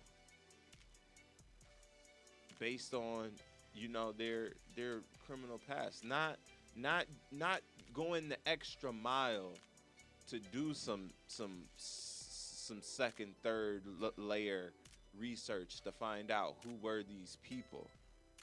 Because when you see people die, and I'm not gonna make this a race thing, but when you see people get murdered, when you see people get in car accidents, and you see the stories written up about them a lot of times, they explain to you who these people are. This was a mother, this was a father, this was a son, this was a daughter, an uncle, a student, a friend, and there was none of that, in the extended article. It just kept going on and on about, the guy, in the situation, about his criminal history, and it just gets to a point to where, me personally, I've tuned out the newspapers to a certain extent for some time now, because I realize that their job is not just to report the news as is. Like, they are purposely delivering things in a certain way. Right. That's kind of like, I was in here yesterday, and it's a song that I play on since 1974 radio. It's an old school song. It's a throwback song. It's called "Killers on My Team" by Scambino Mob. Okay. And it's a line in there. He say something about he say, I take this snub and put the slugs in you. Then I plant drugs on you. Off with your head with this, deadly is. You know what I'm saying? And we know where we come from, where I come from, that if the police arrived on the scene and there was some drugs, it ain't had to be a whole lot of drugs. It was instantly a drug-related homicide, and it's something that we ain't gonna really worry about investigating. Right. I mean, if we catch the motherfucker, we catch him. If we don't, we don't. That was something that was a way of life for us back in the day. Like, you done did a motherfucker, you better throw something in there with him. You know what I'm saying? Even if it ain't had shit to do with the dope game. Just because when they show up and they see that there's drugs involved, it's a drug-related incident, we ain't worried about it. You know what I'm saying? So that's kind of like what you were saying with the journalist, painting a picture instead of reporting the story. Right. You know what I'm saying? Right. And that's because of where we at with the whole social media thing. Like, most of the time when I see articles, because we don't read the newspaper per se anymore, we read the newspaper online. Yes. And they have a comment section after every article. Woo! And I read the comment section pretty much before I read the article, because it'd be more excitement, and it's gonna piss me off more, and things that piss you off make you think. You know what I'm saying? That's like I say when I was reading earlier about Back to Flint. Motherfuckers in Grand Rapids like, that ain't a Michigan problem. That's a Flint problem. That shit pissed me off. But being pissed off, I thought about it like, they absolutely fucking right. Mm-hmm. You know what I'm saying? And they did, just because they didn't have corrupt officials, they shit got fixed. So they don't have to worry about this problem. You know what I'm saying? But take advantage of those that, it's a crazy ass world we live in, man. And me and my homeboy on the way back from Florida got into this conversation. Shouts out to Mike Moran. Got into this conversation about the machine and how hard it is to escape the machine. And he was talking about how he don't really listen to rock and roll anymore, because that's what rock and roll used to be about. It was anti-machine. Mm-hmm. It didn't want to have nothing to do with the machine. But now it is the machine. You know what I'm saying? And I was sitting there listening to him, and I'm like, but bro, you own your own business, and I own my own business. We were part of that machine. You know what I'm saying? We just on a smaller scale, but if we was Donald Trump, we'd be the same fucking way. Like, so it's just a crazy Yeah. world we in. Yeah, we in man. right People play with the hands that are dealt to them. now. And some people, I know people that have come from meager beginnings and have risen to great heights. But those stories are much fewer than the people who come from meager beginnings and are still there. But they're more popularized. Like, you would think that that's the norm. What, people going from nothing to something? If we keep our eyes on the television and the internet, you would think that motherfuckers go from poor to rags to riches all the time. Like, you know what I'm saying? And that's not the reality of the situation. When in your hood, you really don't see that. You don't see motherfuckers going from rags to riches. You see motherfuckers going from rags to riches to jail. Right. You know what I'm saying? Or rags to riches to dead. That's what you see. And people, I don't want to take responsibility from anybody because we do all have certain opportunities to make things happen for ourselves, but our opportunities are limited a lot of times because we always reach that point where we need somebody else to see something in us and to give us that opportunity to take it to that next step. You know what I mean? Whether it's getting a job or just a referral for another job or you just luck into something. You know what I'm saying? Like, you need that to happen along the way, or else, you'll just kind of like revert back to your surroundings and just be like, well, you know what? Maybe it was illogical for me to think that I could rise above this. You know what I'm saying?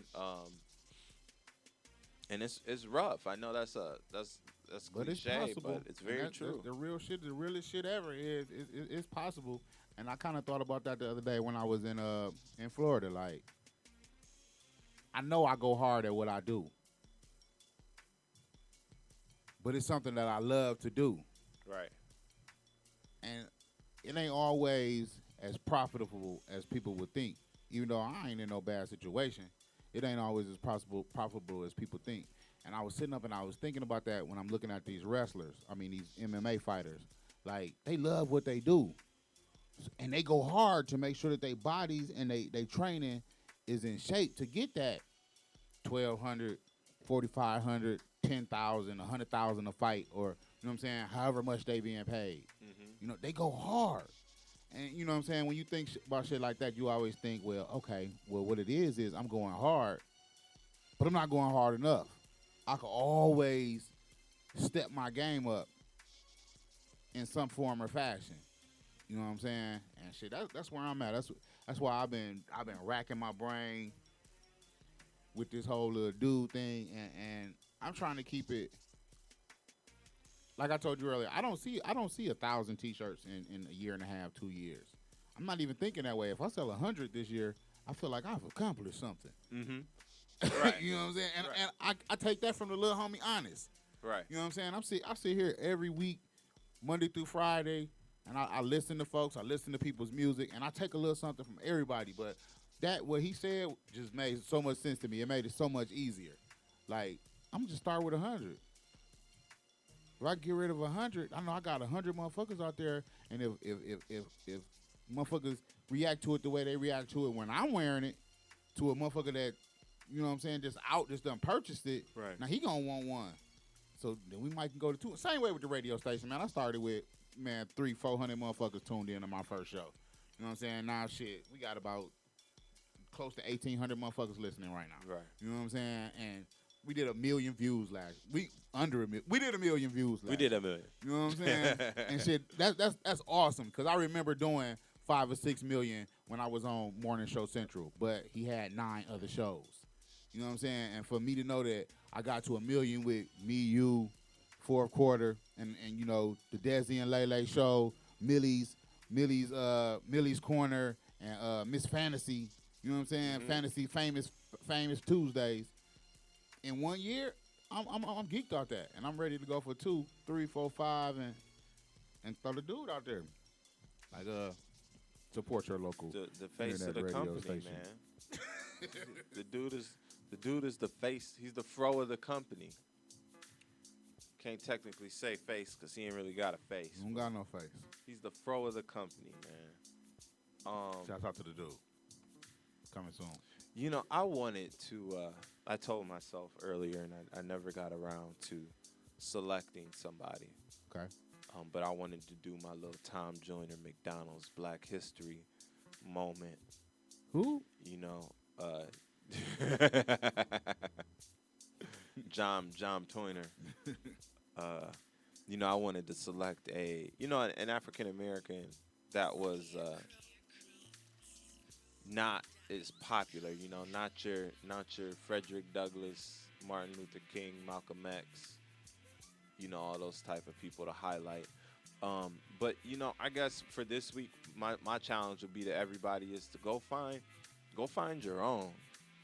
You know, go do your own research and go find something that you didn't know about. You know, go just look up little known Black history facts and when you do this, please, dear sweet Jesus, please look at the source that it's coming from.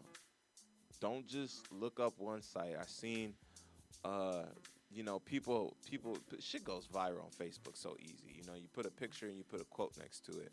But there was this picture and the thing going around that there was a black guy. His name was John Henson, and they were claiming that he was the first president of America because there was a guy named John Henson who was the first president of like the Continental Congress or something. Before was the Declaration of Independence. So Right, he before. basically was the first he was the first president, but it wasn't called president at the time. So they Shout out to posted him. this picture, you know, of this black guy, John Henson, first. So within 3 minutes of me seeing this, I'm able to figure out that this is not actually what's happened. They twisted the truth. Like, yes, that black man was named John Henson. Was it the same John Henson? No. It's a completely different guy. The first key that, people who are really on top of shit would know is that photography did not exist in the late 1700s. There are no photographs of George Washington. There are only paintings, artist renderings.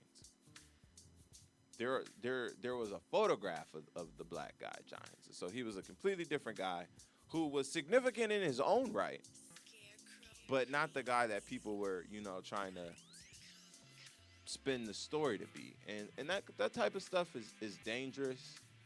But to me, it just provides the opportunity to do research. It's not hard, y'all. I know people sometimes try to have an argument with me about the validity of Wikipedia because people can change it, but it's not like people aren't monitoring it. You know what I mean? Like people went and put Wiz Khalifa died the other day, and I'm sure that shit's gone now. It's like a self-policed thing. But he did kind of jump off the lake, I think. I don't know, man. I'm proud of us today because we done went almost the whole 2 hours without bringing that fuckery up. But all I want to say about that is like my man Vante said, Kanye West, genius, musical genius, media manipulator, fashion designer. Shout out to the homeboy Javon Terrence. He sent me some exclusive looks at some stuff that he's working on right now. And as always impressed with the talent that dude has, man. And, it inspires me to take my artwork and my fashion and my visions, even though I'm in a different lane.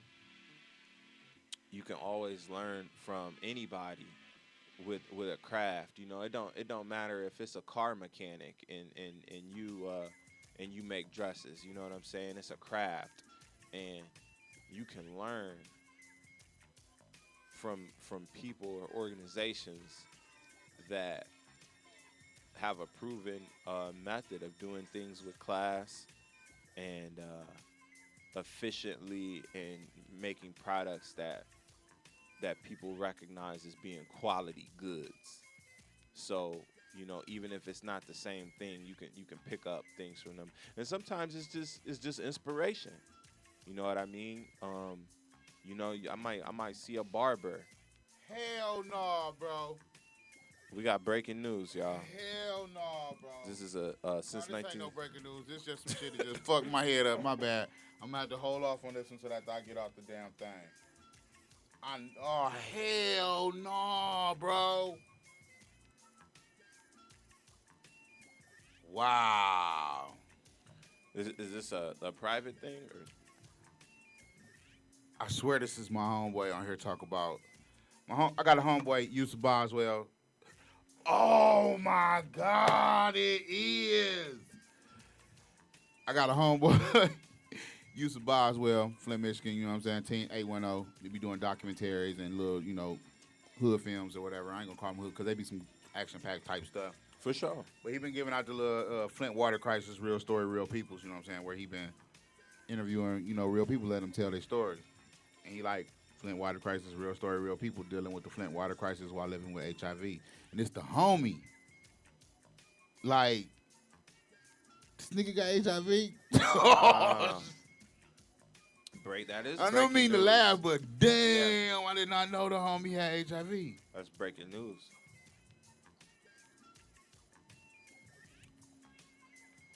There was a graphic that was making its way on the internet last couple of weeks, and I don't know really where it came from or if it was valid, but it was a list of counties in Ohio and how many HIV cases that they had in that county. And Lorraine was on the list, and it was like 500 something. And people was posting it, resharing, flipping out, saying, "Watch who you sleep with." It's like if you needed to see that in order to learn that you need to watch who you sleep with and to use protection and everything like that, you probably one of the 500 motherfuckers. You know what I mean? Like that's a serious subject though, man. And that shit just threw me all. It's so much shit Look, flashing back through my head right now. Like, he counting, he trying to, man. like everything- like a lot of shit starting to make sense now. Like, oh wow, damn. maybe it's Shouts out to Black Cat Entertainment. Shouts out to User Barzell Team 810. What up though? man. So I'm on daily watch here now, man. Like my daughter's coming any day now, man. I can't wait. For the fuck Black History Month up. It ain't gonna even mean Black History Month no more. It's gonna be your daughter's I'm birthday. about to make Black history. Look, I had forgot it was Black History Month until you came in here and reminded me. For the simple fact, my daughter's birthday is on the 10th, and we are now on her time. Right. Like, officially, I can only ain't no damn imagine. Black History Month. It's her birthday month. Like, she's killing me too. Hit me with the daddy. He called me last night, Dad. No, man, let me tell you, my 7-year-old. This is how my night started off last night. I'm drinking. I think I might have even broke my little promise to myself to, and might have took a toke or two. And I get a text message at like 8 o'clock at night. Like, tonight is the last night to sign up for health care, or they're going to fine you $695. From my 7-year-old daughter, bro. Like, Wow. I called her like, where your mom at? She sleep. I'm like, did you just text me? I'm thinking somebody done hacked her phone or some shit. Right. Like, I'm like, you just text me? She like, yeah. I said, why you sending that to me? She was like, I was just letting you know they gonna take $695 out your taxes. I'm like, where you see that at? She was like, I seen it on TV. What you watching? Tyler Perry. What was the episode about? I'm just on her head like, what the fuck just happened? And then she called me. I'm on the phone with her. She like, Daddy, I want to go to the daddy-daughter dance. I'm like, all right, baby, whatever you want. When is it? Where is that? She like, it's the day of my party. My party is from 3:30 to 6 o'clock. The daddy-daughter dance starts at 6:30. I'm like, oh, okay, cool. How much? $25 a person. I'm like, where is it? Brunswick Recreation Center. I'm like, I'm not gonna be able to do it. Not gonna be able to do it. I'm gonna take you out to eat, baby. But nah, Daddy ain't gonna do that one. Man, what in the world could they be charging $25 for? From 6:30 to 10, like, what kind of activities dinner? you got with your daughter? Man. Dinner, probably a dinner. Probably got some cake or some shit like that. They probably paid some whack ass DJ about cool. $600. I call my baby mama. I say, did she talk to you about this? She said, you know I would have told her no, because they going to be checking IDs, and you know you got a warrant. Maybe they'll let you slide for Black History Month. She said, you know you got a warrant? I said, hell no. What kind of shit is this? Family got me bamboozled. Man, nigga just sent me something from Booty Sauce Magazine. I don't even want to. It was something about Ric Flair, but just last thing you really trying to see is Booty Sauce Magazine. Don't really sound like anything I'm trying to be involved in or anything like that. Once again, February 19th, I'm the DJ returning to Mutt and Jeff's for Good Times. Good Times are back again. Old school, line dancing, reggaeton. We're gonna do some trivia. We're gonna give away some prizes. It's going down. You know, And we'll be streaming live. I mean, somebody need to bring a grill because it sounds like a cookout. It's going down. Old school. Maybe I'll bring some Dominoes. Some goddamn rib tips from Happy's.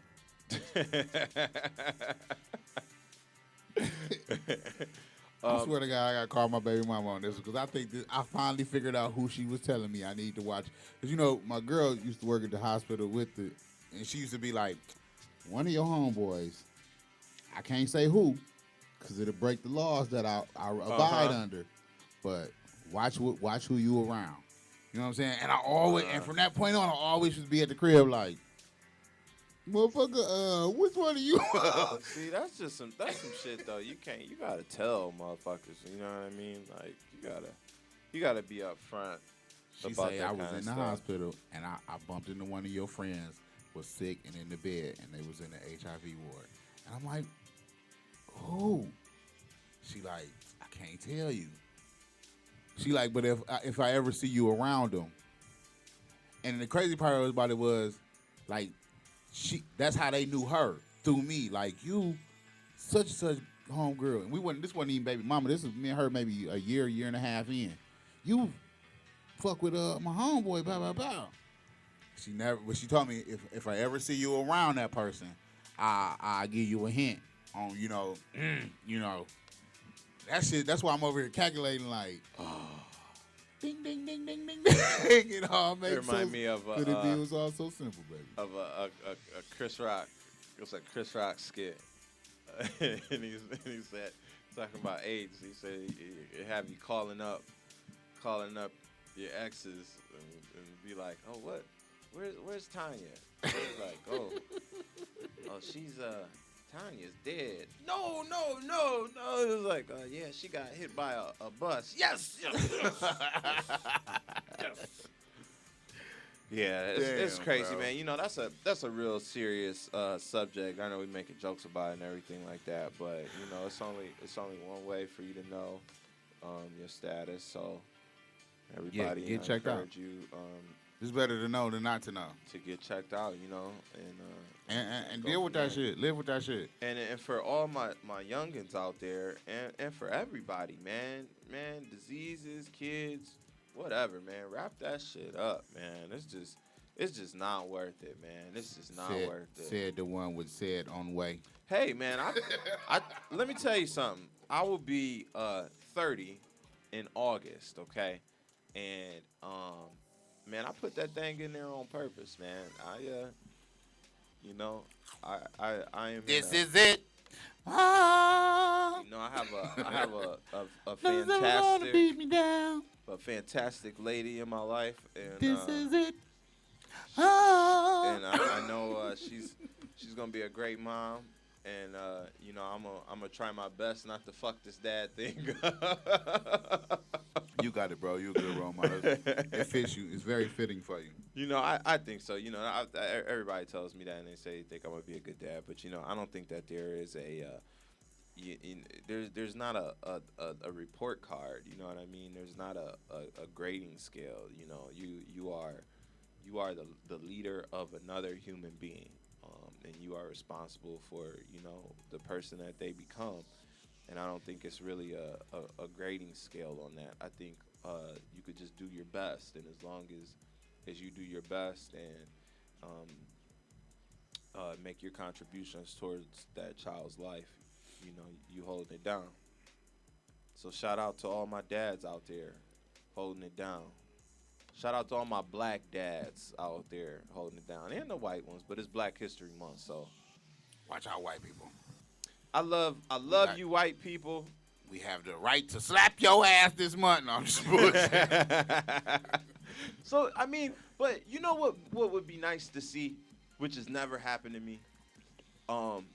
It'd be nice if like white people just took it upon themselves during this month to do nice things for black people. Like Like when we walking across the parking lot, pause and wait for us instead of trying to run our ass over. if you out in the bar, if you're in a bar and you see a black person, go buy that black person a drink. Hey, that just happened to me. Remember last week? I I mean, weeks ago well, he when bought we he was bought at- the out he at bought the Mahal's. he bought the table the whole But bar it around. wasn't. But it wasn't black. He wasn't doing that because it was Black History Month. Because Right. it wasn't Black History Month. Cause I bought his ass one and shot. I was like, shit, here, and took off on his ass like, motherfucker, right back at you. Ah, get my hair. But yeah, man. If you in line but see, there's this thing at Starbucks, and this is the only place I've ever seen this happen. People will buy your drink. The people in front of you, for no Pay reason. it forward. For no reason.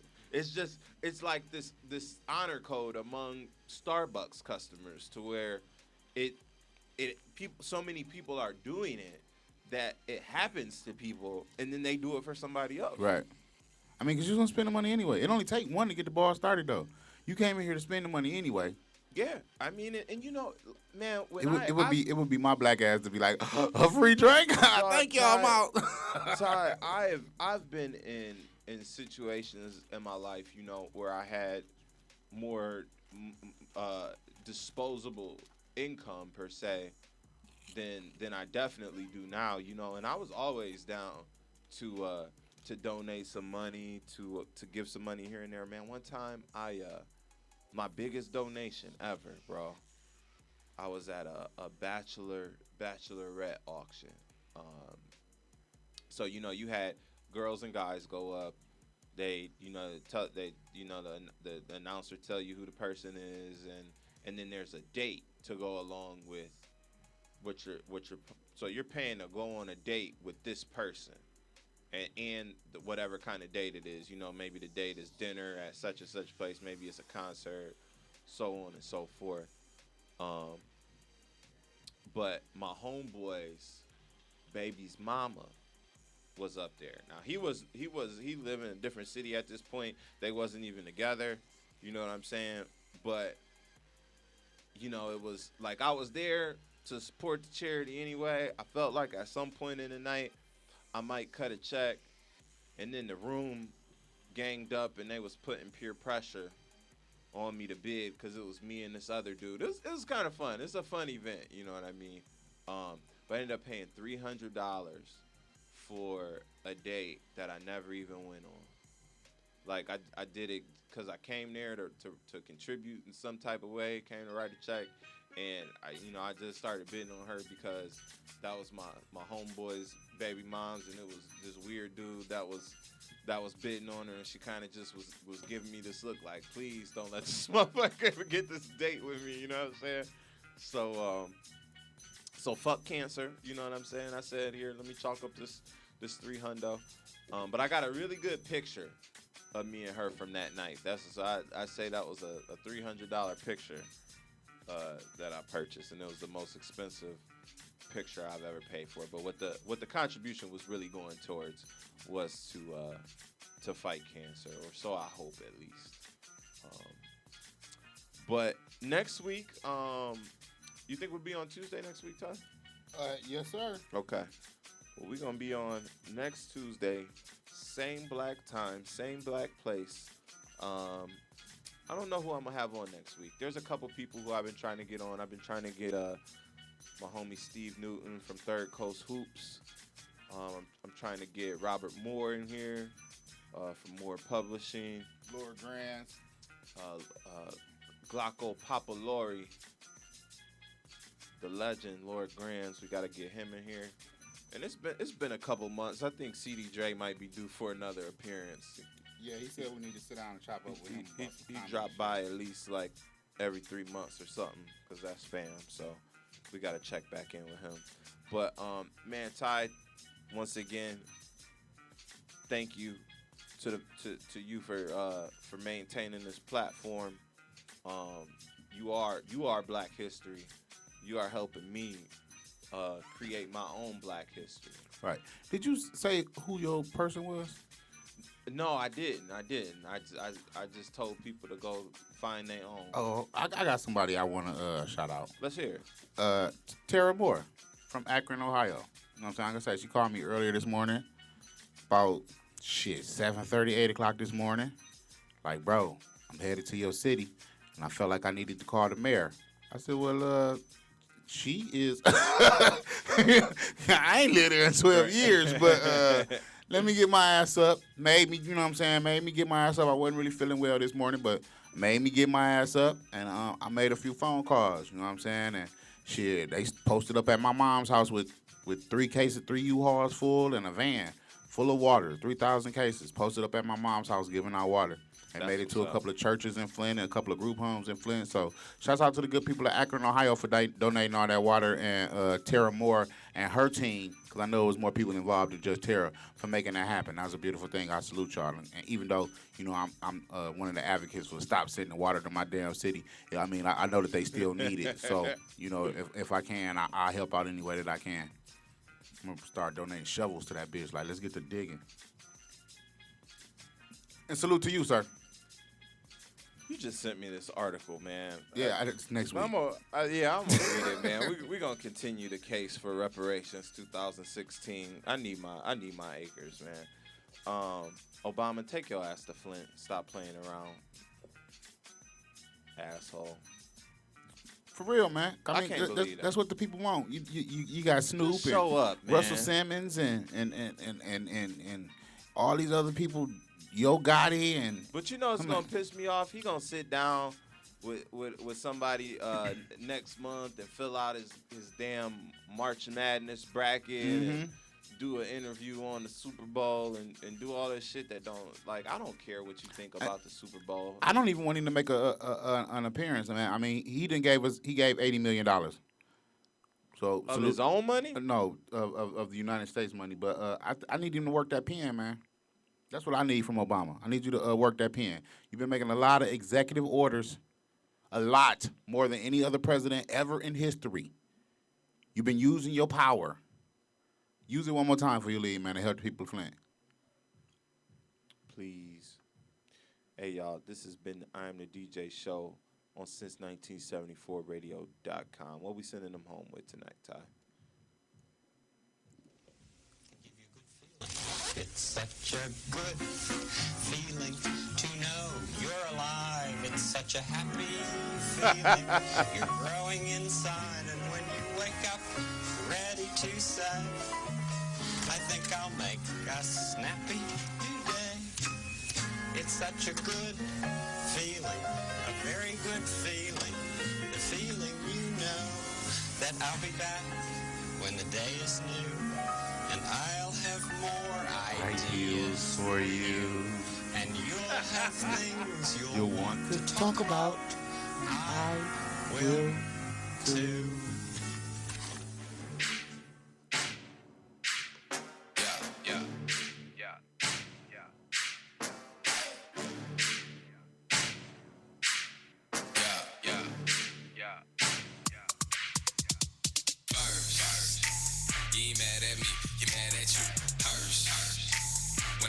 this shit, be glad that I do.